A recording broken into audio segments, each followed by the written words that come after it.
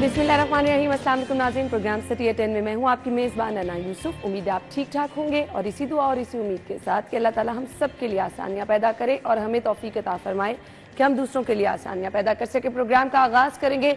30 सितंबर है, आज मंडे का दिन है और आज इनकम टैक्स गोशवारे जमा कराने की आखिरी तारीख है। बहुत सारे लोगों को स्टिल नहीं पता कि उन्होंने गोशवारे जमा कराने हैं, नहीं कराने, क्यों करवाने हैं, करवाने के फ़वाइद क्या हैं, अगर नहीं जमा करवाएंगे तो नुकसान क्या है, रिटर्न्स फाइल करने का तरीक़ेकार क्या है। आप खुद भी कर सकते हैं, लेकिन थोड़ा सा मैं कह सकती हूँ कि पेचीदा है, फिर थोड़ा सा टाइम भी निकालना पड़ता है। बहुत सारे लोगों को लैंग्वेज प्रॉब्लम हो जाता है जी, क्योंकि अंग्रेज़ी में है और थोड़ा सा पेचीदा भी है, नहीं आप कर सकते। आपको इसके लिए किसी ना किसी की हेल्प लेनी पड़ती है, कोई लॉयर हायर करना पड़ता है। खैर, हमने आज क्योंकि आखिरी दिन है, वक्त कम है, मुकाबला सख्त है, सिस्टम बहुत स्लो हो चुका है और आज अगर जमा ना कराई तो नुकसान क्या होगा, क्या फ़ाइन होगा, और फिर इसके साथ साथ जो खबरें बाज़गश्त कर रही थी पिछले दिनों में कि आप बैरून मुल्क सफ़र नहीं कर सकेंगे, मोबाइल फ़ोन सिम बंद हो जाएंगी, सिम बंद हो गई तो बस फिर तो बहुत सारे लोग ऐसे समझते हैं कि दुनिया ही बंद हो गई।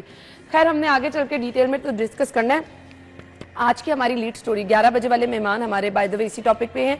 आज आखिरी रोज है, गोशवारे जमा कराने का FBR सिस्टम बैठ गया है।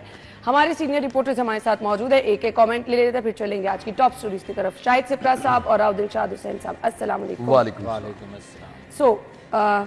सबसे पहले आपकी तरफ आ रही हूँ, शाहिद सिप्रा साहब, गोशवारे जमा करा दिए?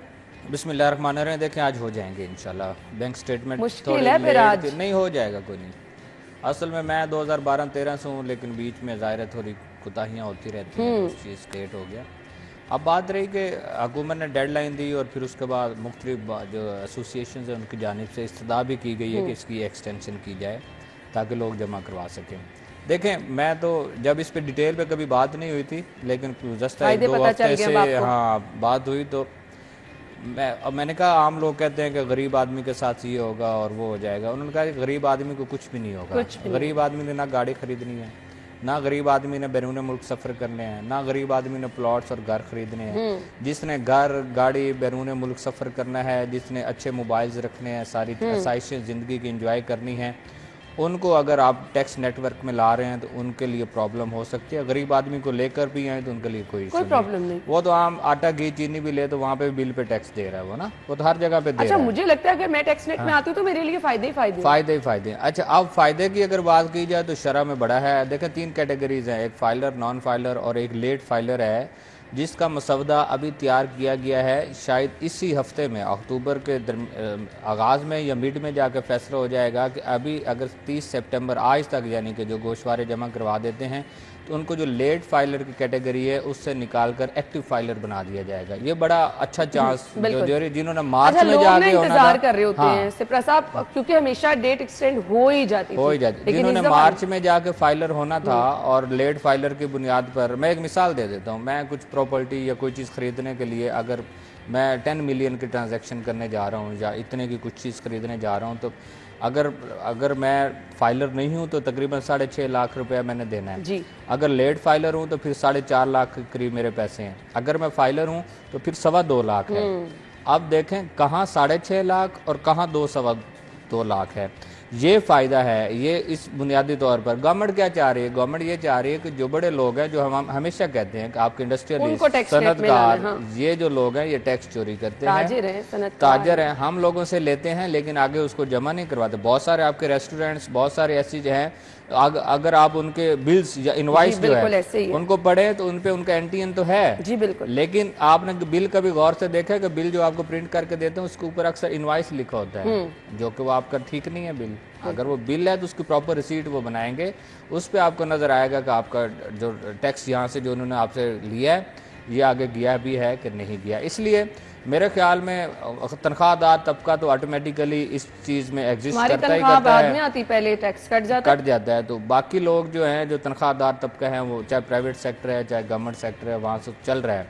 ये बेसिकली बड़े बड़े मगरमच्छ जो कि टैक्स चोरी करते हैं, FBR या government of Pakistan tax collection करती है। देखिए, मुल्क ने चलना है टैक्स की बुनियाद पे, पूरी दुनिया में होता है। आपकी शाहराहें जो बनती हैं, हम टोल प्लाजा की बात करते हैं, कभी बढ़ा दिया कभी कम कर दिया, इस पे बात होती रहती है, लेकिन टोल प्लाजा बेसिकली लेकिन मिसाल मैं दे ये रहा कहती हूँ फिर उसके अकॉर्डिंग फैसिलिटीज भी देनी चाहिए, वही उसी तरफ आ रहा करना हूं। चाहिए, उतनी आसानियां देनी चाहिए। माजरत, मुझे एक कमेंट लेना, फिर नाबीना अफराद का देखिए, एहतजाज बड़ा अहम इशू है। अब 26 करोड़ का मुल्क है और सिर्फ 32 लाख अब तक फाइलर्स हैं। आप इसी से अंदाज़ा लगा लें कि आप के मुल्क की जो प्रायोरिटी है वो है क्या। तो उसमें से भी दावा ये किया जा रहा है हुकूमत की जानिब से कि 16 लाख थे पहले और अब ये डबल हुए हैं, और इन डबल में से बेचारे 12-13 लाख वही हैं जो सैलरीड पर्सन है, जो हमारा टैक्स, हमारे पास कोई चॉइस ही नहीं है टैक्स देने की, और वो डिडक्ट होना ही होना है। तो इसके हवाले से बहुत सारी रिफॉर्म्स की ज़रूरत है।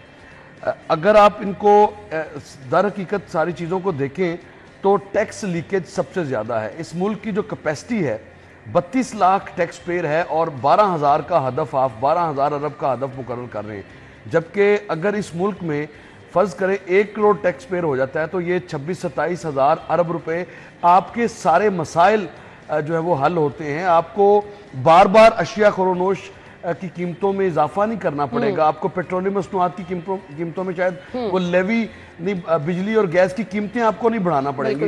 ये टैक्स लीकेज की वजह से आपको बहुत नुकसानात होते हैं। और फिर फाइलर और नॉन फाइलर, दुनिया में पाकिस्तान वाहिद मुल्क है जहां पर नॉन फाइलर की बाकायदा एक कैटेगरी है, हाँ। और इस कैटेगरी को अब खत्म किया जा रहा है। नॉन फाइलर्स के लिए बहुत मुश्किलात आएंगी, खास तौर पर जब उनका शनाख्ती कार्ड के हवाले से भी सुनने में ये आ रहा है। अभी तो फिलहाल मुसव्वदात ही हैं, लेकिन हवाई सफ़र के हवाले से, यानी हज उम्रा तो गरीब आदमी का ज़्यादा प्रायोरिटाइज करते हैं।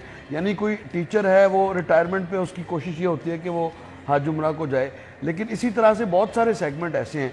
मगर ये हमने फैशन बनाया हुआ है बुनियादी तौर पर कि पता नहीं कौन सी कोई आसमानी बिजली गिर जाएगी अगर, और बहुत दफा समझाने की, बताने की कोशिश की है एक्सपर्ट्स की राय लेकर कि इसमें आपका नुकसान तो नहीं रहा। ब्रेक के बाद आते हैं, स्टे विद अस।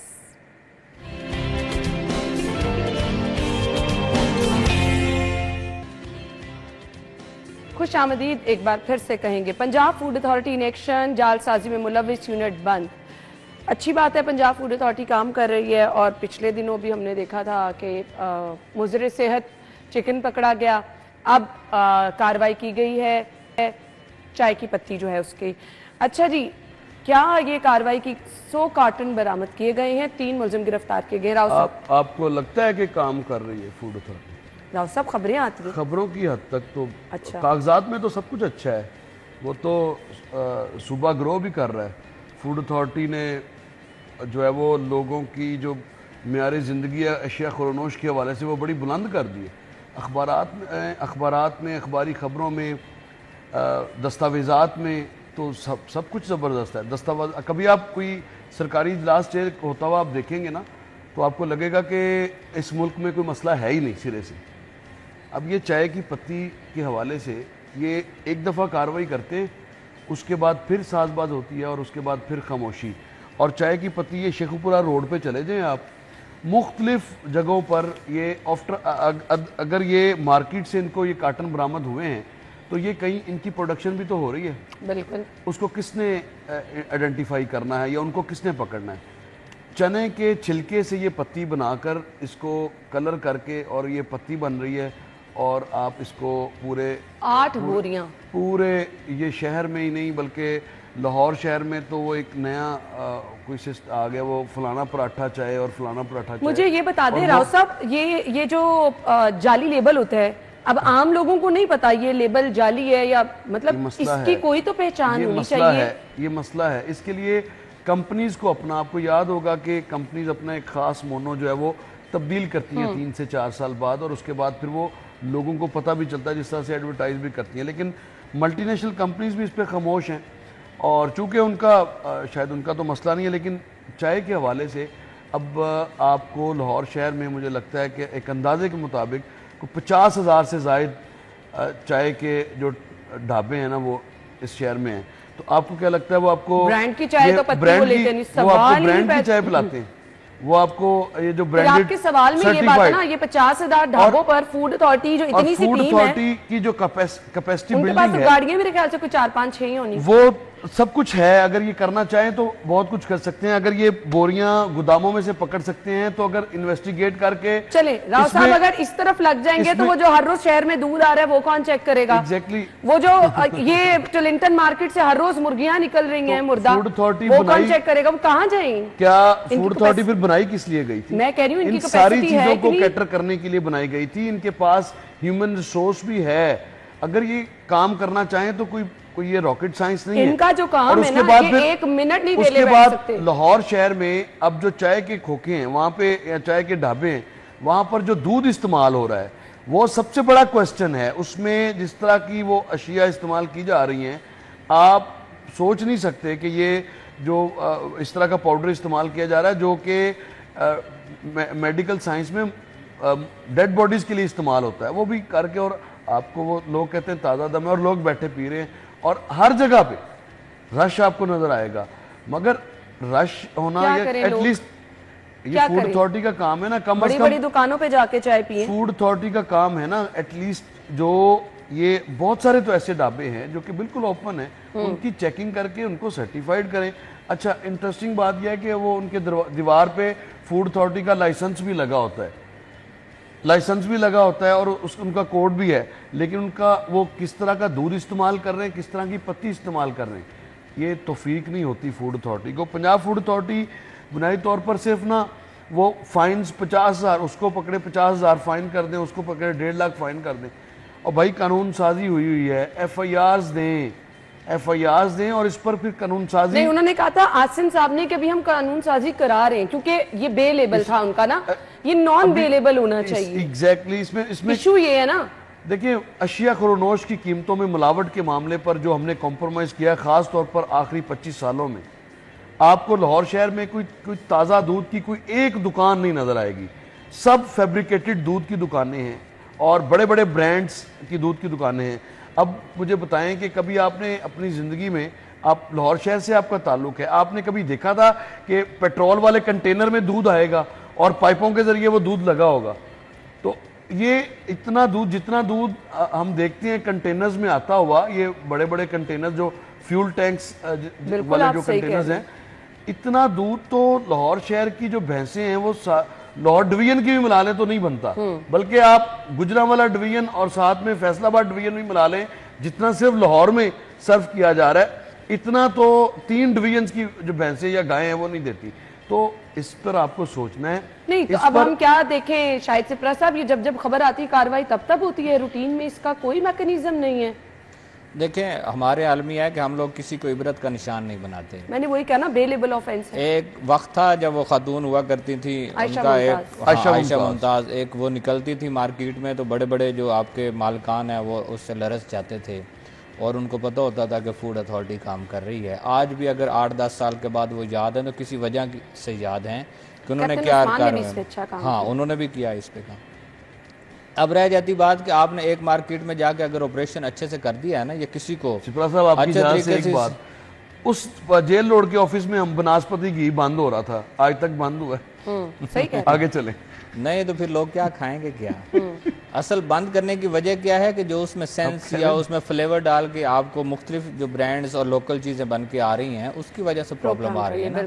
इधर भी यही हो रहा है कि आप जो चाय बना रहे हैं उसमें आप कोई चीज़ और मिक्स करते हैं, फिर साथ में उसका सेंस या जो भी फ्लेवर मिक्स करके आप उसकी ब्रांडिंग कर रहे हैं, और वो ब्रांडिंग होकर आपका क्या ख्याल है कि वो सिर्फ जनरल स्टोर पे गली मोहल्ले में जा रही है? आपके तो बड़े स्टोर्स में भी जा रही होगी। क्या करना है, हम और आप बहुत सारे ऐसे लोग हैं जिन्होंने ट्रॉली पकड़नी है और चले जाना मार्ट में और उठाना और रख लेना, कभी नहीं देखना कि यहाँ पे 2 नंबर कोई चीज़ आ सकती है या नहीं आ सकती।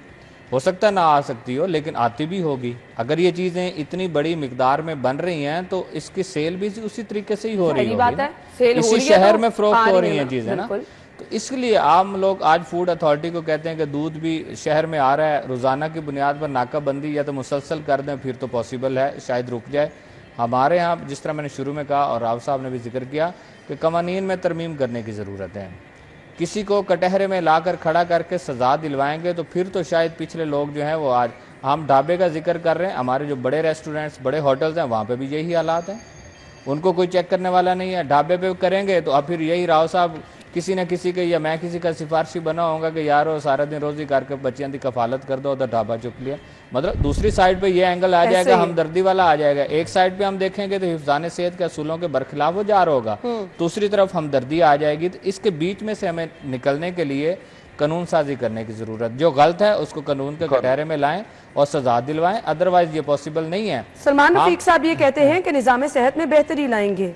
लाहौर में हेल्थ रिपोर्टर्स की हल्फ बर्दारी तकरीब में उन्होंने ये कहा, कैसे सिस्टम में बेहतरी आ सकती है जब दूध जाली आ रहा है, यहाँ पे दूध में मिलावट है, और मिलावट क्या है वो भी राव साहब ने बता दिया। पत्ती चाय की एसेंशियल आइटम है, आप रोजाना इस्तेमाल, सरकारी सतह पर राशन की तकसीम हो या निजी सतह पर राशन की तकसीम, उसमें पत्ती को लाजमी शामिल किया जाता है। मैं वही कह रही हूं, दूध हर घर में हर रोज एसेंशियल आइटम है कि हर घर की जरूरत है। और अगर आप सीरियस हैं, आज से ही अगर आप पीछे छोड़े जो ये निजाम सेहत की मैं बात आज से आप संजीदा हैं, फरज सलमान रफीक साहब अगर आज से संजीदा हैं तो फिर अकबरी मंडी के किसी डीलर की सिफारिश ना करें, फिर अकबरी मंडी में फूड अथॉरिटी को प्रॉपर ऑपरेशन करने दें, जो कि नहीं करने दिया जाता और आज भी पोलिटिसाइज किया जाता है। और अगर अकबरी मंडी में ऑपरेशन हो तो एटलीस्ट ना सिर्फ जाली पत्ती के जो टन्स के हिसाब से मिलेगी, बल्कि इनको कैफरे किरदार तक भी पहुंचाना होगा जिनसे ये बरामद हो, और उसके बाद फिर जहां इसकी प्रोडक्शन हो रही है आपको वहां तक भी जाना होगा। ये पूरी एक चेन है और ये आज से नहीं है, ये तवातर से है। यहाँ पे मिर्चों में बुरा इस्तेमाल किया जा रहा है। आप अंदाजा लगा लें कि कोई चीज ऐसी मुझे तो खौफ ये आता है कि वो चीजें जो हम हर रोज इस्तेमाल कर रहे हैं, जो मसाला जात आप इस्तेमाल करते हैं अपने घर के लिए, मुझे बताएं कि आपकी वालदा एतमाद करती है कि मार्केट से लाएं? वो खुद ला के जो मसाले हैं, वो मिर्चें वो खुद बनाती है, बिल्कुल हर घर में ऐसी है। तो जो मसाले इस्तेमाल हो रहे हैं उन पे कॉम्प्रोमाइज नहीं है। उसके अलावा दूध पे, पत्ती पे, आप जहाँ पे भी चले जाएं तो हिफ्ज़ान सेहत की बात तो तब करें ना, आप कोई एक शोबा तो ठीक हो। बिल्कुल सही कह रही हूँ। अब इस पे आपको अपनी जो बेल्ट्स हैं वो टाइट करना पड़ेंगी और इसमें बिल्कुल बदलियाज होना पड़ेगा। ऑनेस्टली स्पीकिंग ये बताऊं, ये सजेशन बहुत दफा दे चुके हैं, कोई फायदा नहीं। बदलियाज होना पड़ेगा आपको, जो हुकूमती अकाबरीन है उनको भी, क्योंकि ये सेहत का मामला है।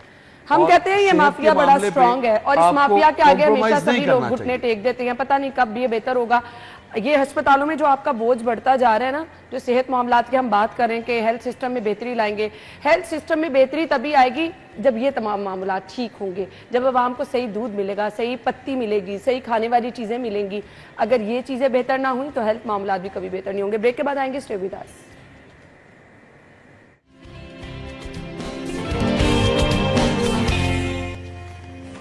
एक बार फिर से खुश आमदीद कहेंगे। खबर है, खराब बिजली मीटर्स की जगह पुराने मीटर्स की तनसीब जो है वो बढ़ गई है जी। अच्छा जी, लेस्को में सिंगल और 3 फेज मीटर्स की किल्लत बरकरार है। खराब और जलने वाले मीटर्स की तादाद 40,000 से तजावुज कर गई है। अच्छा, कल परसों शायद सिप्रा साहब आपने खबर दी थी, वो सिम वाले मीटर्स की तरफ लोग जा रहे हैं। सो यहाँ पर तो ये मसले नहीं हल हो पा रहे। देखें, वो तो ऐसा प्रोजेक्ट है कि आपके लोगों के बहुत सारे मसाइल हल हो जाएंगे। तो फिर जिनके खराब मीटर हुए उनको सजेस्ट करेंगे कि वो मीटर लगा लें। अगर लेस्को वो लगा कर देना चाहिए। अभी चूंकि स्टॉक नहीं है उनके पास AMI मीटर्स का, अभी सिर्फ न्यू कनेक्शन पे जा रहे हैं, या फिर छोटी जो इंडस्ट्री है जहाँ बिजली चोरी की शरह ज़्यादा थी, अभी वहाँ पर लगा कर दिए जा रहे हैं, ताकि पहले उन लोगों को देकर ट्यूबवेल्स के कनेक्शंस पे लगाए जा रहे हैं। उसके बाद डोमेस्टिक सेक्टर भी कुछ जगहों पे शुरू हो गया, कुछ पे शुरू हो जाएगा।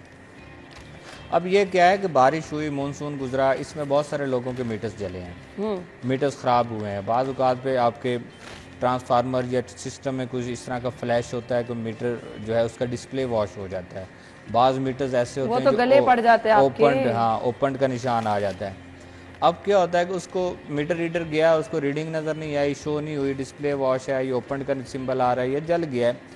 उसने उसको कोड लगा देना है, CP 90 का कमर्शियल प्रोसीजर कोड है 90 का। जब उसको कोड लग गया तो मीटर रीडर और सब डिवीजन इतिहास से बात गई, IT में चला गया। IT ने क्या करना है, उन्होंने 11 महीने की एवरेज उठानी है या फिर as per last year same month को लेकर उन्होंने बिलिंग कर दी। अब मुझे बताएं, आपने कहा अब इस पे मैं जो आपका क्वेश्चन है मैं जवाब पहले दे देता हूँ। अब क्या है, लोगों ने बिजली इस साल कम इस्तेमाल की, कीमतें बढ़ गई थी। पिछले साल बिजली ज़्यादा इस्तेमाल हो, इस दफ़ा उन्होंने कंट्रोल करके की। अब लड़ाई कहाँ पे चल रही है, जब उनको CP90 का कोड लगा और आपने पिछले साल की उसी महीने को उठाया और आपने बिलिंग कर दी, तो लोग कहते हैं कि हमने तो हमारी तो जो लास्ट मंथ है, सपोज हम जुलाई का जिक्र कर लेते हैं, उसमें कम यूनिट थे, तो अगस्त में भी उतने 200 400 यूनिट का फर्क आ रहा है। अब क्या है कि उसका हल नहीं है, अब वो लोगों को बिल जमा करवाने पड़ रहे हैं। या तो ये है कि आपका CP90 का कोड लगा, बर वक्त तब्दील कर दें, तो फिर तो मुमकिन है। अच्छा, 3 फेज मीटर तो है ही नहीं। 3 फेज मीटर के इन्होंने क्या किया कि सोलर सिस्टम में जो लगने वाला ग्रीन मीटर है, जब वो लगता है तो उससे जो उतरने वाला मीटर है, वो पुराने मीटर्स लिए, उनकी रिपोर्ट्स ली और रिपोर्ट्स लेकर जो कुछ हेल्दी मीटर्स हैं, कुछ बेहतर हैं, वो दोबारा लगाना शुरू कर दिए। कुछ ऐसे केसेस रिपोर्ट हुए कि जब दोबारा वो मीटर लगा, सपोज फॉर एग्जांपल वहाँ पे 5000 या 10,000 रीडिंग चली हुई है, तो वो उसका MCO जिसको मीटर चेंज ऑर्डर कहते हैं, वो फीड नहीं हुआ प्रॉपर, और उसने मीटर की 0 से रीडिंग उठा ली है। अब जो 6000 पहले चला हुआ था किसी और कंज्यूमर का, जब इनके घर पे लगा और वही 6000 यूनिट ऐड हो के जब बिल में आया तो वो तो लाखों में आ गया। क्या करे बेचारे। अब फिर वो कंज्यूमर जाएगा दफ्तर, वो फिर बताएगा कि आपने पुराना मीटर लगाया, तो वो फिर रिपोर्ट्स निकालेंगे। ये तो गले पड़ जाती है चीजें। ये देखें, ये होता ही है कि चले गलती हो या जिस तरह की मर्जी हो, अगर लेस्को के सब डिवीजन में या डिवीजन या RO में बात सुनी जाए तो फिर तो मुमकिन है। वहां पर भी बात नहीं सुनी जाती। आपसे गलती होगी, उसको उसका खमियाजा भी सार्फिन ने भुगतना। आज किसी के पास इतना टाइम नहीं है कि आप दफातर के चक्कर लगाएं, जाके बिलों की तस्दीक करवाएं। ये नेपरा रूल्स के मुताबिक ये ऑटो सिस्टम है, बगैर किसी पैसे के। अगर मीटर जलता है, ख़राब होता है और या डिस्प्ले वॉश होता है, अगर उसकी रीडिंग नहीं नज़र आ रही, तो आपने नेपरा रूल्स के मुताबिक मीटर को चेंज करना, और मीटर चेंज करने के बाद उसको डाउनलोडिंग के लिए भेजें, और डाउनलोड करने के बाद जो यूनिट्स आते हैं उसके तहत उनको चार्ज कर लें। यहाँ ऐसा नहीं है। यहाँ मीटर ख़राब हुआ, आपने CP90 पे भी चार्ज कर लिए, बाज़-औक़ात ब्रेकअप के नाम से भी यूनिट्स चार्ज कर लें, क्योंकि यूनिट्स की तो इनको ज़रूरत होती है हर वक्त। जो लेफ़्ट राइट चोरी हो रहे हैं, आपने वो पूरे करने हैं। इसलिए थोड़ा सा हमारे यहाँ यह है कि लेस्को में मटेरियल की शॉर्टेज पर काबू पाया जा सका ही नहीं।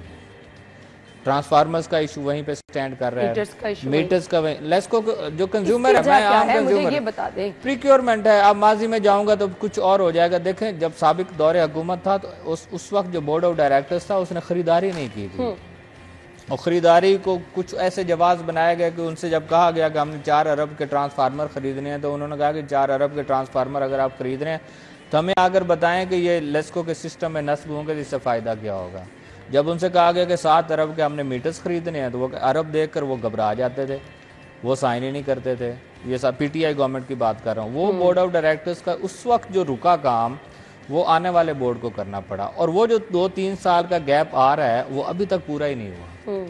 सारिफ को क्या चाहिए? आम जो सारिफ है उसको न्यू कनेक्शन, उसने एप्लीकेशन दी, डिमांड नोटिस लेस्को ने दिया, उसने जमा करा दिया, उसको न्यू कनेक्शन चाहिए, मीटर लगाकर चाहिए, या फिर उसको कंटिन्यूटी ऑफ सप्लाई चाहिए। ये 2 चीज़ें चाहिए ना। बिल तो आ ही जाना, वो तो मजबूरी में आपको देना ही देना है। ये 2 चीज़ें भी नहीं हो पा रही, तो उसके बाद आप देखें लेस्को कहाँ पे खड़ी है। इसलिए मटेरियल की फरावानी जब होगी, हम लोग कहते हैं कि रिश्वत लेते हैं, इसमें कोई दूसरी राय नहीं है। रिश्वत उस वक्त होती है जब आपके पास मटेरियल शॉर्टेज है। मुझे मीटर लगाना है, मुझे मीटर चाहिए, मुझे पता है CP90 या डिफेक्टिव कोड लग रहा है, तो मुझे इजाफी यूनिट चार्ज होंगे, मेरा हज़ारों में बिल एक्स्ट्रा आएगा, मैं 10, 15, 20 हज़ार दूंगा, मेरा मीटर चेंज हो जाएगा। मीटर जिसने लगवाना है कितना टाइम है कुछ? वैसे नेपरा के जो रूल्स हैं वो ये कहते हैं कि 1 महीने लगाएं, दूसरे महीने चेंज कर दें, और हद आप 3 महीने तक जा सकते हैं। नेपरा रूल्स ये कहते हैं कि 3 महीने तक लाजमी। यहाँ क्या प्रैक्टिस होती है, 90 का कोड लगा दिया, तीसरा महीना हुआ, मीटर चेंज नहीं हुआ, तो उसको डी कोड कर देते हैं, उसको ओपन कर दिया, 1 महीने ओपन किया, अगले महीने फिर उसको CP90 का कोड लगा दिया। तो कंज्यूमर तो वहीं सफ़र कर रहे हैं। उसकी तो परेशानी किसी की वैसे ही है। खैर, इस पे तो फौरी तौर पर इसके मसले का कोई हल निकालना चाहिए, अदरवाइज पहले ही बिजली के बिलों से लोग परेशान। अब जिन्होंने बहुत नाप तोल के बिजली इस्तेमाल की है वो तो फिर बेचारे वहीं के वहीं परेशानी में रहे। ब्रेक होगी, ब्रेक के बाद आपको ज्वाइन करेंगे, हमारे साथ ही रहिएगा।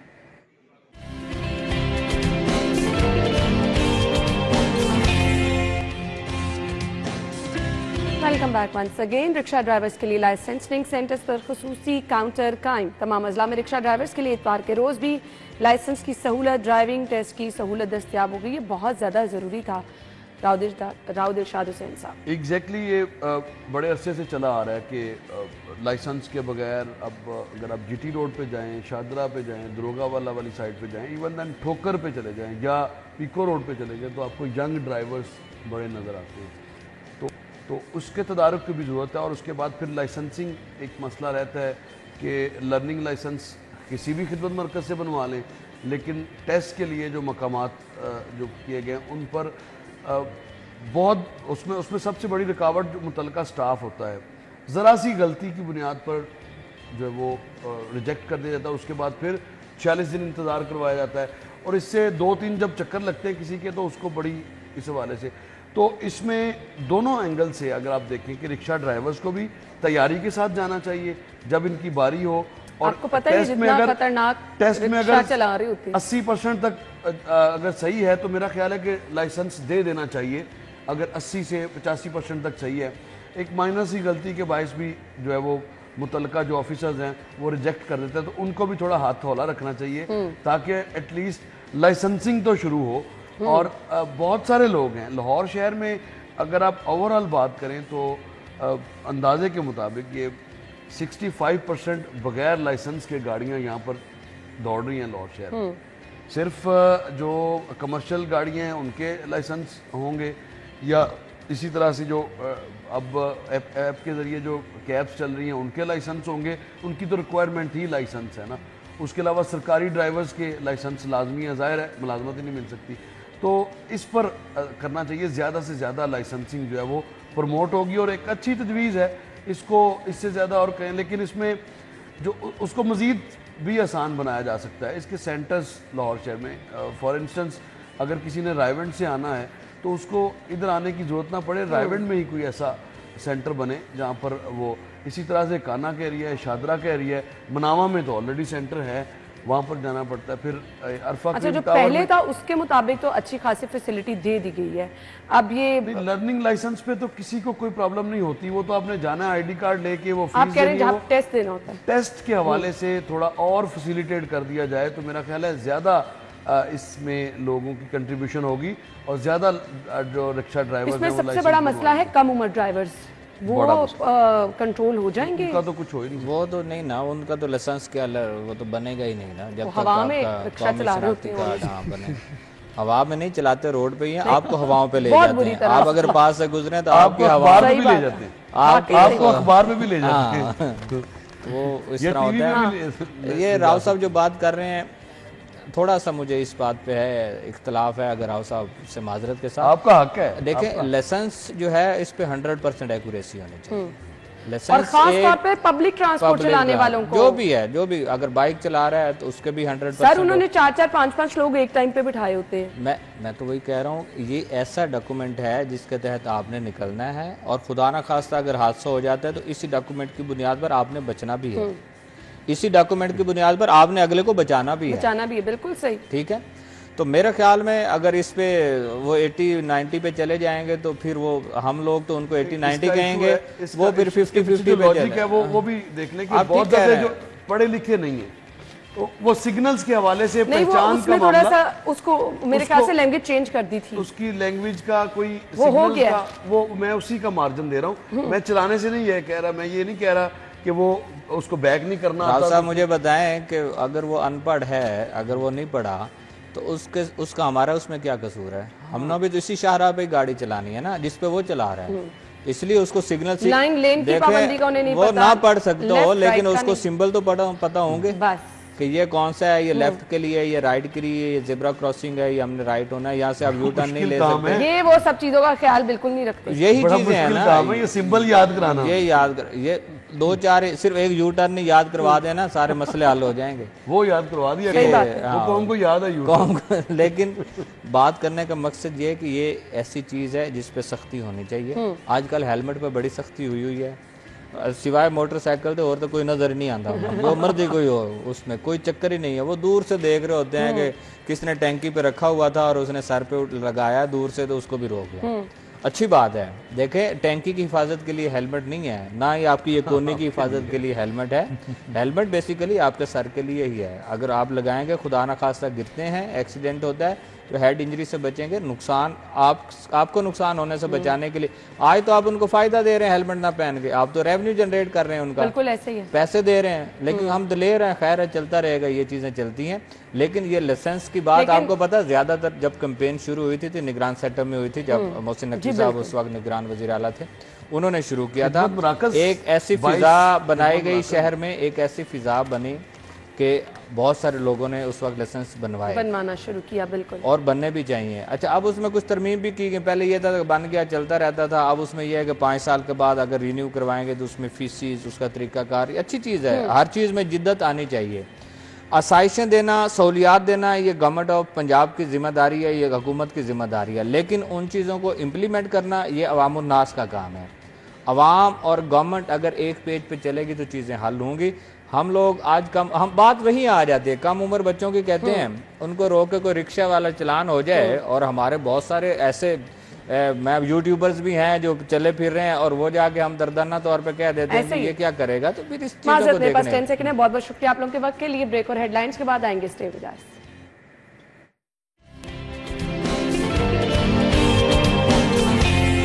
स्टूडियो में आपको एक बार फिर से खुश आमदीद कहेंगे। आज का टॉपिक बहुत अहम है, बहुत सारी चीजें हम चाहेंगे कि आपके साथ शेयर करें, सिर्फ और सिर्फ इस वजह से कि मालूमात आप तक पहुंचनी चाहिए, मकसद हमारा यही है। दिल के मरीज बच्चों के लिए चीफ मिनिस्टर साहिबा की जानिब से एक प्रोग्राम का आगाज किया गया चिल्ड्रन हॉस्पिटल में। इस पर भी हम बात करेंगे। इससे कबल इलाज मुआलजे की सूरत हाल क्या थी, और दिल के मरीज बच्चे जो हैं उनका इलाज मुआलजा कैसे चल रहा है। वजूहात बहुत सारे लोग कहते हैं जी क्या वजह होती है कि बाय बर्थ जो है बच्चे किसी ना किसी मसले के साथ दिल के पैदा होते हैं, इसकी वजूहात क्या हैं, सिम्टम्स क्या हैं, चांसेस को कैसे कम किया जा सकता है, इस पर भी हम बात करेंगे। और फिर इलाज चिल्ड्रन हॉस्पिटल में किस तरह से किया जाता है इन बच्चों का, इस पर भी बात होगी। प्रोफेसर डॉक्टर मसूद सादिक साहब हमारे साथ मौजूद हैं, पीडियाट्रिक कार्डियोलॉजिस्ट हैं, vice chancellor university of child health sciences हैं। वेलकम कहेंगे अपने शो में। अस्सलाम वालेकुम डॉक्टर साहब। जी वालेकुम अस्सलाम। बहुत बहुत शुक्रिया आपके वक्त के लिए। सबसे पहले तो मैं जानना चाहूंगी चिल्ड्रन हॉस्पिटल में दिल के मरीज बच्चों का इलाज किस तरह से किया जा रहा है, वो तमाम सहूलियात क्या मौजूद हैं जिन्हें हम बैनुल अक़वामी सतह की सहूलियात कहते हैं। जी बहुत शुक्रिया। चिल्ड्रन हॉस्पिटल में जो पीडियाट्रिक कार्डियोलॉजी का डिपार्टमेंट है ये 1995 से काम कर रहा है, लेकिन जो मौजूदा सेटअप है उसमें तमाम सहूलतें मौजूद हैं। इस वक्त हमारे पास 3 ऑपरेशन थिएटर्स हैं, 3 कार्डियक सर्जन्स हैं, 7 पीडियाट्रिक कार्डियोलॉजिस्ट हैं, हमारे पास 2 कैथ लैब्स हैं, एको की फैसिलिटी है, इंटेंसिव केयर यूनिट मौजूद है। तो आप ये कह लें कि जितनी भी बच्चों के इलाज के दिल के मामले में जो जो सहूलतें होनी चाहिए वो तमाम चिल्ड्रन हॉस्पिटल में मौजूद हैं। मसला सहूलतों का नहीं है, मसला इम्बैलेंस का है कि आप कितने मरीज़ रोज़ाना देख रहे हैं, कितने बच्चों को सर्जरी की ज़रूरत है और आप कितने बच्चों की सर्जरी कर पा रहे हैं। सही। तो इस वक्त सिर्फ चिल्ड्रन हॉस्पिटल नहीं है, इस वक्त पंजाब में 6 पब्लिक सेक्टर में इंस्टीट्यूशन है जहाँ पे ये सहूलत मौजूद है। लाहौर चिल्ड्रन हॉस्पिटल के अलावा मुल्तान चिल्ड्रंस हॉस्पिटल में, मुल्तान इंस्टीट्यूट ऑफ कार्डियोलॉजी में, पिंडी में, फैसलाबाद में और लाहौर में पंजाब इंस्टीट्यूट ऑफ कार्डियोलॉजी में। अगरचे उन तमाम जगहों पे जो नंबर्स हैं वो हमारी निस्बत सिग्निफिकेंटली कम है, लेकिन ये सहूलत इन 6 जगह पे मौजूद है। सही। डॉक्टर साहब मैं आपसे ये भी जानना चाहूँगी, कुछ वजूहात, कुछ हमने इलाज की भी बात करनी है, लेकिन सबसे पहले प्रिवेंशन की। क्यों बच्चों में बाय बर्थ दिल के मसाइल होते हैं, इसकी वजूहात क्या हैं? देखिए आप हैरान भी होंगी, थोड़ी परेशान भी होंगी कि हर 100 में से तकरीबन एक बच्चा दिल की बीमारी के साथ पैदा होता है। तो पाकिस्तान में हर साल 40 से 50 हज़ार बच्चे दिल की बीमारी के साथ पैदा होते हैं, जिसको हम पैदाइशी दिल का नुक्स कहते हैं कि दिल में सुराख है या दिल का वाल्व ख़राब है या शरियानें उल्टी हैं या दिल मुकम्मल नहीं बना। इसका एक पूरी दुनिया में भी इंसिडेंस है और वो तकरीबन 8 पर 1000 है कि हर 1000 में से 8 बच्चे। जो इसमें नॉन फैक्टर्स हैं वो 3-4 बड़े फैक्टर्स हैं। एक, अगर माँ को शुगर है और वो वेल कंट्रोल्ड नहीं है तो बच्चे में दिल की बीमारी हो सकती है। दूसरा, अगर माँ को अगर उसकी वैक्सीनेशन नहीं हुई और पहले 3 महीने में उसको कोई वायरल इन्फेक्शन होती है, ख़ास तौर पर अगर रुबेला इन्फेक्शन होती है तो वो दिल पे असरअंदाज होती है। ऐसे बच्चों में दिल की बीमारियाँ ज़्यादा होती हैं। एक चीज़ और है जो नस्ल दर नस्ल हम इन ब्रीडिंग जिसको कहते हैं कि पेरेंट्स भी फर्स्ट कजन्स थे, उनके पेरेंट्स भी फर्स्ट कजन्स थे, उनके पेरेंट्स भी फर्स्ट कजन्स थे, तो जो बहुत ज़्यादा इंटर मैरिजेज़ हैं उसका भी क्लियरली एक रिलेशनशिप है कि उन बच्चों में इसका रिस्क ज़्यादा होता है। लेकिन इसका माँ की सेहत से भी ताल्लुक है। अगर माँ कमज़ोर है, अगर स्पेसिंग प्रॉपर नहीं हुई, बेशुमार चीज़ों की डेफिशिएंसी है मदर में, तो उससे भी बच्चों में दिल की बीमारियां पैदा होती हैं। और कुछ जेनेटिक भी हैं, ठीक है, कि कुछ सिंड्रोम्स होते हैं, जैसे ये डाउन सिंड्रोम है, ये जो मंगोल बच्चे होते हैं इनमें 40% में दिल की बीमारी होती है। और कुछ और भी ऐसे जेनेटिक डिजीज़ हैं जिनमें बच्चों में दिल की बीमारी होने के चांसेस नॉर्मल पॉपुलेशन से ज़्यादा होते हैं। प्रिवेंशन के पेश नज़र क्या करना है? देखिए, 2-3 बड़ी बातें हैं प्रिवेंशन में। एक तो ऑब्वियसली जो हम अभी बात कर रहे हैं कि हमारे मुल्क में वैसे भी डायबिटीज़ का इंसिडेंस बहुत ज़्यादा है, और फिर जेस्टेशनल डायबिटीज़ जो माँ को प्रेगनेंसी के दौरान होता है, तो उसका कंट्रोल और उसकी तशखीस बहुत ज़रूरी है। हफाजती टीके, बच्चियों को हफाजती टीके लगवाना बच्चों से भी ज़्यादा इंपॉर्टेंट है। अच्छा। और और ये जो स्कूल एज में हमारी बच्चियाँ हैं, इन तमाम बच्चियों की वैक्सीनेशन मुकम्मल होना एब्सोल्यूट लाजमी है। डॉक्टर साहब, हम तो समझते हैं वो जो बच्चे की पैदाइश के वक्त से वैक्सीनेशन 1-1.5 साल तक होती है, वहाँ पे स्टॉप हो जाना नहीं, चाहिए। आपको स्कूल एंट्री के ऊपर और जो आपकी हाई स्कूल एंट्री के ऊपर उनको दोबारा इवेलुएट करना है, और ख़ास तौर पर इस पर्टिकुलर चीज़ को आपने जहन में रखना है। और तीसरा ऑब्वियसली माँ की सेहत है, वक्फा है, उसके दरमियान कितना होना चाहिए। और फिर ये जो इन ब्रीडिंग है, इसका भी हमें देखना पड़ेगा। ऑब्वियसली इसमें थोड़ा रिलीजियस फैक्टर आ जाता है, तो हम उसको उस तरह से उसकी बात नहीं करते, लेकिन जो नस्ल दर नस्ल हम आपस में शादी करते हैं, उसका भी डेफिनेटली इसमें रोल ज़रूर मौजूद है। सही। और एक इंपॉर्टेंट चीज़ मैं हाईलाइट करूंगा कि अगर आपको पता है कि आपकी फैमिली में ये चीज़ मौजूद है, आपका पहले कोई बच्चा अफेक्टेड है, या आपको माँ के को प्रेगनेंसी के दौरान शुगर थी, तो पहले 20 हफ्ते के अंदर आप माँ के पेट में अल्ट्रासाउंड कर सकते हैं, जिसको हम फीटल एकोकार्डियोग्राम कहते ठीक है। हैं। तो इसकी डिटेक्शन पहले हो सकती है, और उसमें फिर आप देख सकते हैं कि कौन सी ऐसी बीमारियां जिनका माँ के पेट में इलाज हो सकता है, कौन सी ऐसी है जहाँ पे प्रेगनेंसी आगे कंटिन्यू नहीं होनी चाहिए, और कौन सी है जिनको पैदाइश के फ़ौरन बाद इलाज की ज़रूरत है। सही। सो इतनी सहूलत मौजूद है, तो मेरे ख्याल से ये सिर्फ किसी बड़े मसले से बचने के लिए स्टार्ट में ही इस चीज़ का जो है फॉलोअप लेना बहुत ज़रूरी है। चीफ मिनिस्टर चिल्ड्रन हार्ट जो प्रोग्राम है, ये क्या है? देखिए, सीएम साहबा चिल्ड्रंस हॉस्पिटल तशरीफ़ लाई, और उन्होंने जब हॉस्पिटल का विज़िट किया, और इसी दौरान जब हम उनको बता रहे थे कि बहुत सारे शोबों में हमारी वेटिंग लिस्ट है, तो जब हमने इन बच्चों क्या बताया, तो ये ख़ास तौर पर इस चीज़ ने उनको आप कह लें कि हिट किया, या उन्होंने एकदम से इसको नोटिस लिया। उसके बाद से फिर सीएम साहबा ने हमें कहा कि जी आप कोई ऐसा प्रोग्राम बनाएं जिसमें ये जो एक तो आपके वेटिंग लिस्ट पे बच्चे हैं, इनको हम जल्दी ऑपरेट कर सकें, और फिर कोई बच्चा जो दिल की बीमारी के साथ पैदा होता है, उसको इलाज की सहूलत मौजूद होनी चाहिए। सही। तो इसमें हमने 3 तरह से इस प्रोग्राम को इम्प्लीमेंट करने जा रहे हैं। एक ये है कि जितने एग्जिस्टिंग 6 इंस्टीट्यूट जिनका मैंने पहले जिक्र किया, वहाँ पे आप फैसिलिटीज़ को इन्हांस करेंगे, कि आप अगर उनको और सर्जन्स की ज़रूरत है, मेडिकल ऑफिसर्स की, नर्सेज की, इंफ्रास्ट्रक्चर में उनको आईसीयू के बेड्स चाहिए, उनको कोई वेंटिलेटर्स चाहिए, उनको, तो हमारा ये ख्याल है कि हम 20 to 30% मौजूदा नंबर को, जो हम तकरीबन 2000 सर्जरीज और 2000 इंटरवेंशंस पंजाब में कर रहे हैं, इसको हम 3000 पे लेके जा सकते हैं। ठीक। उसके बाद फिर हम ट्रेनिंग है कि आप और सर्जन्स को ट्रेन करें, ताकि आप इन फैसिलिटीज़ को उन 5 नए कार्डिक सेंटर्स में जो बनने जा रहे हैं, जैसे नवाज शरीफ इंस्टीट्यूट बन रहा है सरगोदा में, वजीराबाद इंस्टीट्यूट ऑफ कार्डियोलॉजी है, DG Khan institute of cardiology है, फैसलाबाद चिल्ड्रंस हॉस्पिटल है, तो इन सेंटर्स में भी बच्चों के दिल का इलाज का सहूलत दी जाए। लेकिन इसके अलावा सीएम साहिबा का ये था कि अगर ये फिर भी आप इनके नंबर्स को पूरा नहीं कर सकते, तो प्राइवेट सेक्टर में जहाँ जहाँ पे ये बच्चों के दिल की सर्जरी हो रही है, गवर्नमेंट ऑफ पंजाब उसका एक्सपेंस उठाएगी, और उन बच्चों को तो बहुत अच्छा जी उन बच्चों को प्राइवेट सेक्टर में भी ये इलाज की सहूलत दी जाएगी। और ये chief minister children heart surgery program के थ्रू इन बच्चों को उन प्राइवेट हॉस्पिटल्स में भी ऑपरेट करने की सहूलत होगी जहां पे ये सर्जरी हो रही है। ठीक है डॉक्टर साहब, सर्जरी किन बच्चों की रिकमेंडेड होती है? किस स्टेज पे ये डिसाइड किया जाता है कि इन बच्चों को सर्जरी की जरूरत है, और बेस्ट एज इसके लिए क्या होती है? देखिए, इसमें ना 2 तरह से तरीका इलाज है। एक है जिसको हम ओपन हार्ट सर्जरी कहते हैं, जो कि कार्डिक सर्जन करते हैं, और एक है जिसको हम इंटरवेंशन कहते हैं, कि जो कि कार्डियोलॉजिस्ट करता है, कि आप एंजियोग्राफी के जरिए किसी बच्चे का सुराख बंद कर दें, उसका वाल्व खोल दें, या उसको स्टेंट कर दें। तो ये 2 तरह से तरीका इलाज है। मेजॉरिटी 80% बच्चों को सर्जरी की जरूरत होती है, और 20% बच्चों को इंटरवेंशन की जरूरत होती है। ठीक है। अब यह है कि किस उम्र पे, तो आप हैरान होंगी कि 2/3 बच्चों को पहले साल में जरूरत होती है। अच्छा। 2/3 बच्चों को, इसको हम क्रिटिकल कंजेंटल हार्ट डिजीज कहते हैं, कि वो दिल की बीमारी जो अगर आप उसका इलाज नहीं करेंगे तो ये बच्चे एक्चुअली सर्वाइव ही नहीं करते। तो अगर आपका 80% वाल्व बंद है, अगर आपकी दिल की शरियानें उल्टी लगी हुई हैं, आपके दिल के नीचे वाले पर्दे में बहुत बड़ा सुराख है, या आपके दिल के बाहर बहुत बड़ी नाली खुली रहेगी है पैदाइशी तौर पे, तो ये तमाम ऑपरेशंस आपको अंडर 1 ईयर बल्कि कुछ तो ऐसे हैं जो अंडर 1 मंथ कर रहे सही। हैं। जैसे दिल की शरियानें उल्टी हैं, तो अगर वो ऑपरेशन 1 महीने तक नहीं होता तो वो बच्चा सर्वाइव नहीं करेगा। डॉक्टर साहब मुझे ये बता दीजिएगा, इस ऑपरेशन या इस सर्जरी के बाद लाइफ क्वालिटी कैसी होती है? बच्चा क्या नॉर्मल बच्चों की तरह अपनी ज़िंदगी गुजार सकता है? आपने बहुत अच्छा सवाल पूछा है और ये मैं इस पर बड़ी क्लैरिटी देना चाहता हूँ, क्योंकि जो बाज़ दफ़ा लोगों का ख्याल होता है कि शायद ये बच्चे नॉर्मल नहीं होते और अगर आप इनको ऑपरेट भी कर देंगे तो ये कितने यूज़फुल सिटीज़न बन सकेंगे।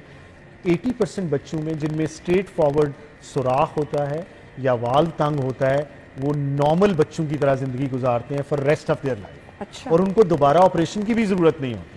Great. और बहुत सारे बच्चों को तो आप मेडिकल केयर से भी डिस्चार्ज कर देते हैं, तो they can be as normal and as useful citizens of Pakistan जैसे मैं हूँ, आप हैं, या कोई भी और बंदा जो कि इस मुल्क का शहरी है। हाँ, 10% बच्चे जिनको कॉम्प्लेक्स कंजेंटल हार्ट डिजीज होती है, उनमें 1 से ज़्यादा सर्जरीज की ज़रूरत पड़ती है।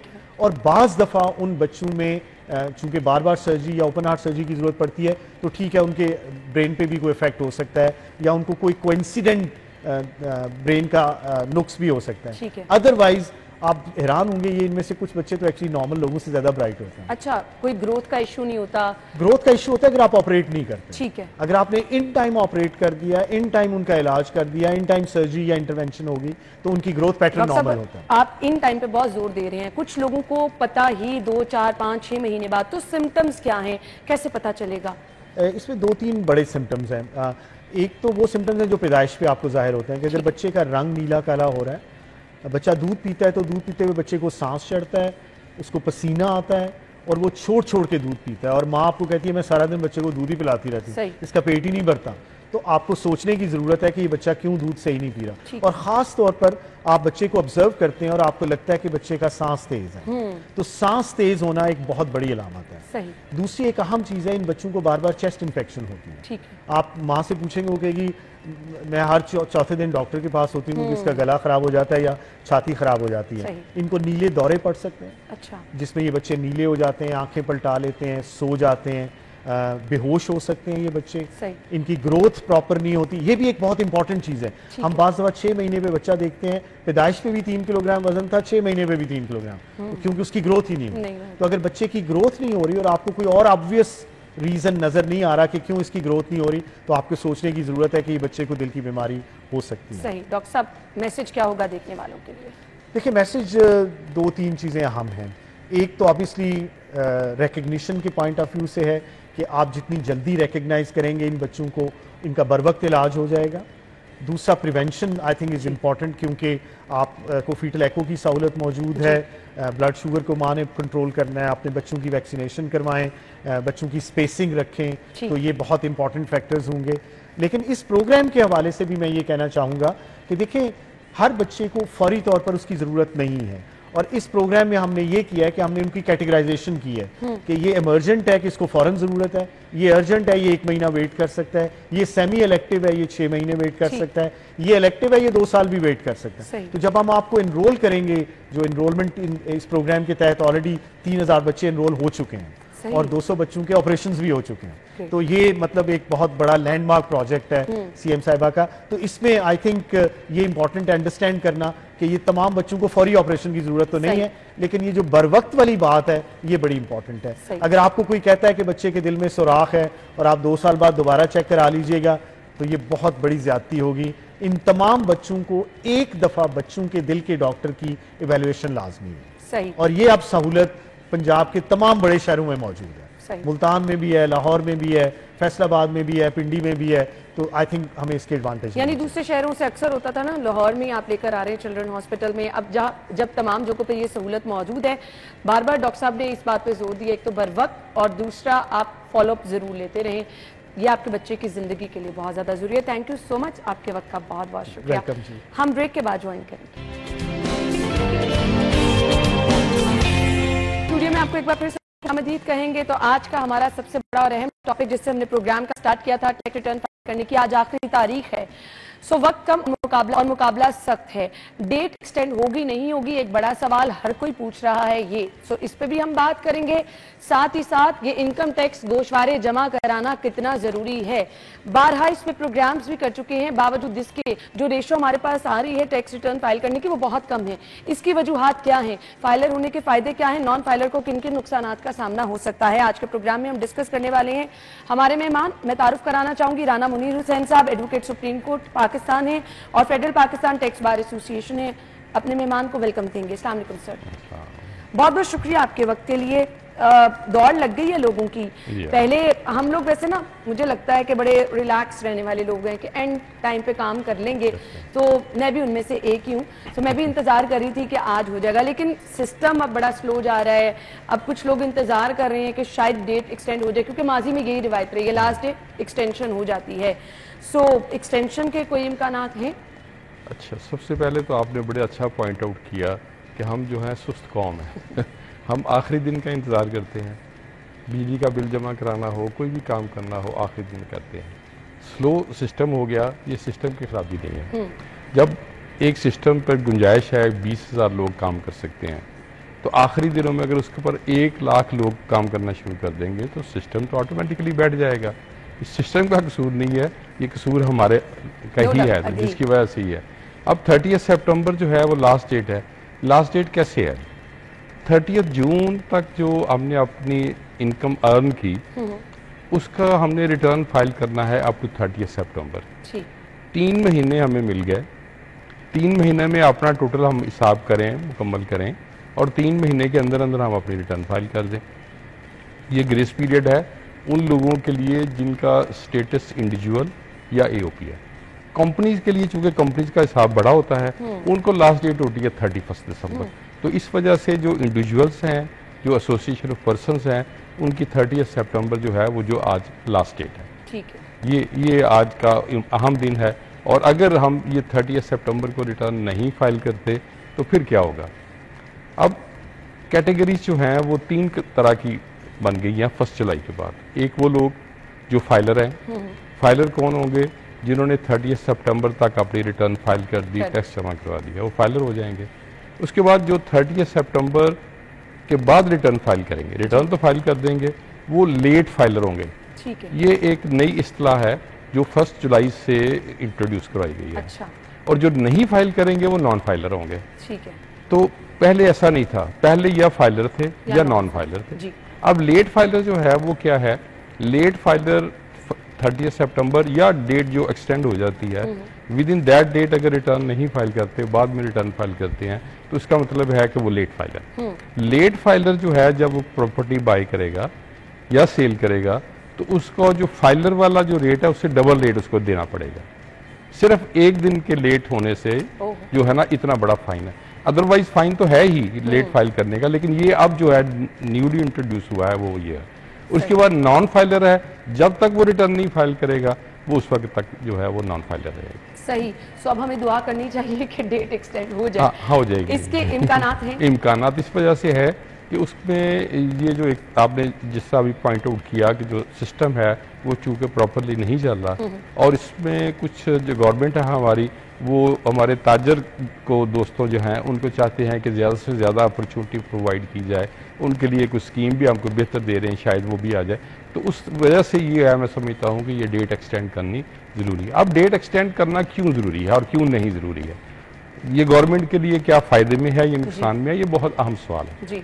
बहुत अहम सवाल है। अगर आज जो है हम कहते हैं कि 35 लाख लोग जो है पिछले साल फाइलर थे और अभी तक 30 लाख लोगों ने रिटर्न्स फाइल कर दी हैं, तो इसका मतलब 5 लाख लोगों ने आज तक रिटर्न्स फाइल नहीं की हैं जो कि करना चाहते हैं, क्योंकि पिछले साल की थी, फाइलर थे। अब अगर 5 लाख लोग फाइल नहीं करते तो फिर क्या होगा? फिर होना ये चाहिए कि अगले ही दिन उन 5 लोगों को नोटिस जारी हो जाएं कि जी आपने रिटर्न क्यों नहीं फाइल की, रिटर्न फाइल करें, जो कि मुमकिन नहीं है। सही। ना एफबीआर के पास कैपेसिटी है, ना एफबीआर के पास एफिशिएंसी है कि वो कर सके। तो इसलिए ये बेहतर है गवर्नमेंट के लिए, मेरे मुल्क के लिए बेहतर है कि इसको डेट को एक्सटेंड कर दिया जाए, ताकि वो लोग जो फाइल करना चाहते थे किसी वजह से नहीं कर सके, इससे क्या होगा? गवर्नमेंट को रेवेन्यू मिलेगा। रेवेन्यू मिलेगा, उसके साथ टैक्स मिलेगा, और अगर उनको नोटिस जारी नहीं होते या उनको हम डेट एक्सटेंड नहीं करते तो लोग लेजी हो जाएंगे, रिटर्न नहीं फाइल करेंगे। तो इसका मतलब ये है कि जो 5 लाख लोग हैं ये सिस्टम से आउट हो जाएंगे, जिनको बड़ी मेहनत से हमने फाइलर बनाया है। सही सही, बिल्कुल आपने कहा। ये इनकम टैक्स रिटर्न फाइल करना होता क्या है, आम फहम ज़बान में ज़रा लोगों को समझा दें, और कितना ज़रूरी है ये सबके लिए फाइल? अच्छा, ये इनकम टैक्स रिटर्न फाइल करना क्यों ज़रूरी है और किसके लिए ज़रूरी है, इसमें पूरा एक लॉ है, उसमें लिखा हुआ है किन लोगों ने रिटर्न फाइल करना है। अब जो अब हम देखते हैं, जैसे अभी हम बात कर रहे थे, एक हमारे पास कैटेगरी है फाइलर्स की, एक कैटेगरी है हमारे पास लेट फाइलर्स की, एक कैटेगरी है नॉन फाइलर की। अब अगर इसको इस पैराए में हम देखते हैं तो फिर देखते हैं कि टोटल लोग कितने पाकिस्तान में टैक्स अदा कर रहे हैं। जो टैक्स अदा कर रहे हैं वो टैक्स पेयर हैं, जो टैक्स नहीं अदा कर रहे हैं वो नॉन टैक्स पेयर हैं। अब टैक्स पेयर कितने हैं, ये एनालिसिस हमेशा BR गलत करता है, हमेशा गवर्नमेंट गलत करती है। अच्छा, आप टैक्स पेयर देखें, जो उस बंदे ने इनकम टैक्स पे कर दिया वो टैक्स पेयर हो गया। अब जिस बंदे के पास मोबाइल है, 23 करोड़ लोग, उस दिन मैं पढ़ रहा था, 23 करोड़ लोग पाकिस्तान में है जिनके पास मोबाइल है। तो इसका मतलब ये है कि 23 करोड़ लोग इनकम टैक्स पे कर रहे हैं। उनका जब भी वो कॉल करना शुरू करते हैं तो पहले वो टैक्स पे कर रहे हैं या बाद में टैक्स। 23 करोड़ लोग पाकिस्तान में टैक्स पेयर हैं, ये मानना पड़ेगा। अब उसमें से जो है कितने लोग फाइल कर रहे हैं नहीं है, वो अब उनकी अलग से कैटेगरी बन जाती है। बहुत सारे लोग जो हैं उनको बेचारों को मालूम ही नहीं है कि मैंने टैक्स रिटर्न फाइल करना है, और उसको किसी ने कभी एजुकेट भी नहीं किया कि आपने रिटर्न फाइल करना है। फिर तीसरी बात जो है वो ये है कि एक खौफ है, मैं इसी तरफ आने लगी थी, जो नहीं फाइल करते ना वो एक खौफ लेकर बैठे होते हैं कि हमारी तो सारी जायदाद की तफसीलात चली जाएंगी। तो अच्छा, वो खौफ क्या है? खौफ ये है कि FPR ने कभी कोशिश ही नहीं की कि इस खौफ को दूर किया जाए। इसको खौफ को दूर करने के लिए उन्होंने लोगों को एजुकेट करना चाहिए। अच्छा, वो लोग खौफजदा क्यों हैं? वो देखते हैं कि जो शख्स रिटर्न फाइल कर रहा है उसको नोटिस आने शुरू हो जाते हैं, 1 नोटिस 2 नोटिस, वो परेशान है, और जिसने रिटर्न नहीं फाइल की वो मजा कर रहा है, वो मजे कर रहा है, सुकून ले रहा है, इसलिए वो फाइलर नहीं बनना चाहता। इस खौफ को ख़त्म करना ज़रूरी है, एक बात। दूसरी बात ये है जो बड़ी अहम है, वो ये है कि जो शख्स है वो कहता है जी मैं टैक्स क्यों अदा करूं, मुझे इन रिटर्न क्या मिल रहा है। ये भी एजुकेट करना है कि आपको जो टैक्स अदा करते हैं, against the tax you purchase civilisation, ठीक है ना, ये उनको बताना है, लोगों को नहीं पता। ये जो सड़कें हैं, ये सिविलाइजेशन है, ये हिफाजत है, ये सारी नो डाउट। लोग क्या कि लोगों के जहन में ये है कि जो मैं टैक्स अदा करता हूँ वो सियासतदान खा जाते हैं। ये जो है ये बात उनको बावड़े हमारे डेवलपमेंट के प्रोजेक्ट्स हैं, यहाँ पे हमारे टैक्स का पैसे उनको मालूम होना चाहिए, मालूम होना चाहिए। और ये दूसरे मुल्कों में तो ये होता है कि जहाँ काम होता है तो वहाँ लिखा होता है your tax is at work, ठीक है, हमारे यहाँ नहीं लिखा होता, एक बात। दूसरी बात यह है कि जिस इलाके से टैक्स मिले उसको अगर आप उसी इलाके में लगाएंगे तो वो शख्स, उसको मालूम होगा कि जो मैंने टैक्स दिया था उससे ये काम हो रहा है, कि स्कूल बन रहा है, कोई हॉस्पिटल बन रहा है, कोई सड़क बन रही है। इसको एजुकेट करने की जरूरत है, और हम उसको एजुकेट करना ही नहीं चाहते। FBR ने कभी देखा ही नहीं, कभी सोचा ही नहीं कि इस तरीके से अगर हम करेंगे तो टैक्स पेयर जो है वो हमारी तरफ राग़िब ज्यादा होंगे। बिल्कुल, ये बात सही। अब फाइलर्स को फायदे क्या क्या हैं जरा ये बता दें, क्योंकि हमें अक्सर यही नहीं पता होता कि अगर हम रिटर्न्स फाइल करें तो हमें इस पॉइंट पे ये फायदा पहुंच सकता है। अच्छा, फाइलर का फायदा, ये सवाल बहुत अहम है। अगर हम इसको उलट पहले देखें कि नॉन फाइलर के नुकसान क्या हैं। ठीक है, जब जो नॉन फाइलर के नुकसान ये है कि अभी जो गवर्नमेंट लॉ बनाने जा रही है उसमें वो कोई प्रॉपर्टी नहीं बाई कर सकेगा। अच्छा, नंबर 1। नंबर 2, वो बैंक अकाउंट नहीं खोल सकेगा। नंबर 3, वो कोई गाड़ी को नहीं खरीद सकेगा, और आगे चल के वो कोई फॉरेन ट्रैवल भी नहीं कर सकेगा। तो इससे कबल ये रिस्ट्रिक्शंस नहीं थी, ये अभी लॉ अभी आया नहीं, लेकिन ये 2-4 दिन आ जाएगा। फिर फाइनली क्या होगा? फाइनली ये होगा कि उसका बिजनेस जो है वो नहीं कर सकेगा, उसकी प्रेमिसेस जो है उसको सील की जा सकेगी। तो इससे बचने के लिए हमें चाहिए कि हमें फाइलर बन जाएं। फाइलर बनने में नुकसान भी कोई नहीं है। मोस्टली क्या है, जितने भी ट्रेडर्स हमारे ताजरों के बारे में बहुत कहा जा रहा है कि ये टैक्स नहीं देते, टैक्स नहीं देते। अब गवर्नमेंट ने क्या किया हुआ है, जो भी कमर्शियल मीटर है उसके साथ इनकम टैक्स वो उसको कलेक्ट कर रहे हैं। गोया हर ताजर जो कमर्शियल मीटर इस्तेमाल कर रहा है वो टैक्स दे रहा है, बिल्कुल। और उस मीटर में जो इस्तेमाल कर रहा है ना वो सिर्फ इनकम टैक्स दे रहा है बल्कि वो सेल्स टैक्स भी पे कर रहा है। ठीक है। तो ये टैक्सेस हो रहे हैं, सिर्फ उसने करना क्या है, सिर्फ रिटर्न फाइल कर दी है, उसमें मोस्टली तो उसी में एडजस्ट हो जाएगा या थोड़ा बहुत टैक्स देना पड़ जाएगा, इतनी सी बात है बस। सही। सो जो लोग अब रिटर्न्स फाइल कर रहे हैं उनको फायदा कैसे कैसे और किस स्टेप पे बड़ा फायदा पहुंच सकता है? ये एक अलमिया है कि जो रिटर्न फाइल करते हैं उनको वो पूछें जी उसको मुझे फ़ायदा क्या है, हम उसको नहीं कुछ भी बता सकते। होना क्या चाहिए, उसको फ़ायदा ये होना चाहिए कि उसकी सर्विसेज को एक्नॉलेज करना चाहिए। जो टैक्स पे कर रहा है उसको एक्नॉलेज करना चाहिए कि मसलन एक शहर में ये एक इलाके में 10 लोग वो उठा लिए जाएं जिन्होंने सबसे ज़्यादा टैक्स पे किया है। उनको आज तक जब तक पाकिस्तान बना है मैंने ये नहीं देखा कि किसी को तमगा को दिया गया हो कि जी ये इसने ज़्यादा टैक्स पे किया है। हम जो है दूसरे लोगों को, फनकारों को देते हैं, हम लोग जो है, और काफ़ी सारे हमारे पास जो शोबे हैं जिसमें हम जब यौम जमहूरिया होता है 23 मार्च होता है, हमको उसको कहते हैं ये हम इनको दे रहे हैं, लेकिन मैंने यहाँ नहीं देखा कि ये लोग जो हैं इन्होंने पाकिस्तान में इतना ज़्यादा टैक्स अदा किया है। उनको इनकरेज करना चाहिए, उनको कहीं प्रेफरेंस देनी चाहिए, वो हमारे मुल्क में कुछ नहीं है। बिल्कुल सर। ये ऑडिट का तरीक़ेकार हमारे पास क्या है? हाँ, ऑडिट जो है वो एक तलवार है। ये ये भी खौफ है जिस वजह से लोग रिटर्न नहीं फाइल करते, क्योंकि ऑडिट उसका किया जाता है जिसने रिटर्न फाइल किया है इंटरेस्टिंग बात, जिसने रिटर्न नहीं फाइल की उसका कोई ऑडिट नहीं है। सही। तो ऑडिट क्या है? ऑडिट ये है कि आपने रिटर्न फाइल कर दी, उसमें से कुछ लोगों के केसेस जो हैं वो सिलेक्ट कर लिए जाते हैं, वो FBI के पास इख्तियार है, सेक्शन 214 है, उसके पास इख्तियार है कि वो कंप्यूटर के जरिए, ठीक है, कुछ लोगों के नाम जो है वो सिलेक्ट कर लें। अब 2-3 कुछ नहीं, कंप्यूटर ने जिसका नाम निकाल दिया, जिसका हज की कुरानंदाजी होती है, उसी तरह इसके कुरानंदाजी होती है, जिसका नाम निकल आया उसको, अगरचे वो भी एक उसको मैनेज किया होता है FBI ने कि किन किन लोगों के नाम निकालने हैं, मोस्टली उन लोगों के नाम ही आते हैं। उसके बाद कमिश्नर के पास इख्तियार है, सेक्शन 177 है, उसमें कमिश्नर के पास इख्तियार है कि वो जिसको चाहे उसको ऑडिट के लिए सिलेक्ट कर ले। ठीक है। फिर जब वो ऑडिट के लिए सिलेक्ट हो जाता है फिर उसके कंप्लीट जो है उसके अकाउंट्स की जांच पड़ताल होती है, यानी पकड़ हो जाती है। हाँ जी, फिर उसको हर चीज़ बतानी है कि उसने सेल क्या की, उसने परचेज क्या की, उसने फॉरेन ट्रिप क्या किया, उसने एक्सपेंसेस क्या किए, उसने प्रॉपर्टी क्या बनाई, प्रॉपर्टी बनाने के लिए पैसे कहाँ से आए, ये सारा उसका कंप्लीट ऑडिट होता है। सर एक और चीज़ है, हम देखते हैं बहुत सारे लोग रिटर्न तो फाइल करते हैं, वो हम अपने असास से कंप्लीट नहीं लिख पाते। जेवर ज़्यादा है तो कम लिखवा दिया, गाड़ियाँ 4 हैं तो 2 लिखवा दी, इससे नुकसान क्या होता है? अच्छा, ये पुरानी बातें हो गई ये पुरानी बातें हो गई हैं। पहले लोग गाड़ी खरीदी नहीं बताई, प्लॉट खरीदा नहीं बताया, उस वक्त ठीक है, अपने नाम पे अब चीजें बनाएं तो अब नहीं डाटा ऐसा छुप नहीं सकता नहीं, ना? अब इसलिए वजह से कि हर शख्स का डाटा मौजूद है FBI के पास। जब वो गाड़ी खरीदेगा फौरन उसके रिकॉर्ड में आ जाएगा, कोई प्रॉपर्टी लेकिन खरीदेगा सर जो उसके हमारे पास घर पैसे पड़े हैं, घर पैसे पड़े जेवर हैं, पड़े वो, अच्छा वो तो आप रिस्क ले रहे हैं ना जी, वो तो आप रिस्क ले रहे हैं, वो ज़ाहिर है चोरी हो जाएगा, आप जाके थाने में रिपोर्ट इसलिए नहीं करा सकते कि तो आप तो अनडिक्लेयर्ड इनकम है, ब्लैक मनी है, तो अगर आपने डिक्लेयर की होगी तो आपके लिए आसानी हो जाएगी।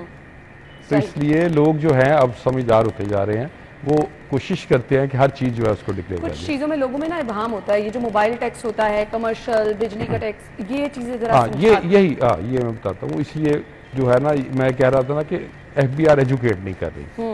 FBI को एजुकेट करना चाहिए कि ये जो आप टैक्स पे कर रहे हैं ये आपके एडजस्टेबल हैं। आपका अगर से आपका 1 लाख रुपए टैक्स बनता है, उसमें से आपने मोबाइल पर 1000 अदा कर दिया, आपने बिजली के बिल के ऊपर 1000 कर दिया, जितना भी है 1 लाख से ये सारे माइनस होंगे, बैलेंस आपने पे करना है। सही। ठीक है, अगर आपका 10,000 बनता है तो अगर आपने 10,000 पहले से पे किया तो आपने कुछ नहीं पे करना, सिर्फ रिटर्न फाइल ये करना। फिर बताना लोगों को बहुत ज़्यादा ज़रूरी है। रिटर्न्स हमें खुद फाइल करनी है या किसी एक्सपर्ट से करानी है? फ़ायदा क्या होगा इसका? ऐसा ही है कि आप अपना इलाज खुद करें जाहिर है तो गलत होगा, ये आपने आसान समझा दिया। तो इसलिए बेहतर ये है कि जिसका काम उसी को साझे, और उसमें आप छोटी सी गलती मसलन एक छोटी सी गलती, मेरे पास एक केस आया, उस बंदे ने बेचारे ने अपनी कोई ज़राई ज़मीन बेची और उसको रिटर्न में बताना चाहिए था कि ये मुझे कैपिटल गेन हुआ है, इस पर कोई टैक्स नहीं है। ठीक है। कोई एक्सपर्ट नहीं था, अनाड़ी आदमी था, उसने क्या कह दिया कि ये मेरी एग्रीकल्चर इनकम है, अब एग्रीकल्चर इनकम पे टैक्स है, जी उन्होंने कहा जी ठीक है इनकम है तो उस पर टैक्स पे कर दें। गलती छोटी सी है, एक कॉलम ऊपर लिखने की बजाय नीचे लिख दिया, नीचे लिखने की बजाय ऊपर लिख दिया, जिससे सारा काम गलत हो गया। सही। तो इसलिए ये जो है किसी एडवाइज़र जो है वही उससे पास जाएं और वही आपको बेहतर एडवाइस करेगा, जो कि एक बात वो करेगा, दूसरी वो आपके लिए प्लानिंग करके देगा कि आपने अगले 10 सालों में क्या करना है। क्या करना है, आपके लिए आसानी हो जाएगी। आखिरी क्वेश्चन है मेरा, वाइट मनी क्या है? हाँ, वाइट मनी वो जो है जो आपकी डिक्लेयर्ड इनकम है, डिक्लेयर्ड मनी है। आपकी एक हम कहते हैं एक wealth state income tax return के साथ एक वेल्थ स्टेटमेंट बन जाती है। वेल्थ स्टेटमेंट में आपका जो कुछ आपने डिक्लेयर कर दिया वो सारा आपका वाइट है, जो डिक्लेयर नहीं किया वो सारा ब्लैक है। So simple. सही। जिस पर आपको बता दिया आपको एफबीआर ने कि मेरे पास ये सारे सस्ते हैं वो सारे वाइट है, ठीक हो बस वो आप बाकी अनडिक्लेयर्ड। और इसका आपको फायदा ही होगा, नुकसान कहीं नहीं होगा। बाकी जिन्होंने टैक्स रिटर्न अभी तक फाइल नहीं की वो सब मेरी तरह मिलजुल कर दुआ करें कि डेट एक्सटेंड हो जाए, ताकि हम वो जो अब नई कैटेगरी मुतारिफ कराएगी ही लेट फाइल वाली, उससे बच सकें। Sir thank you so much, आपके वक्त का बहुत बहुत शुक्रिया। के साथ ही प्रोग्राम का वक्त इख्तिताम को पहुंचा। आप ख्याल रखिएगा, हमें इजाजत दीजिए, अल्लाह हाफिज।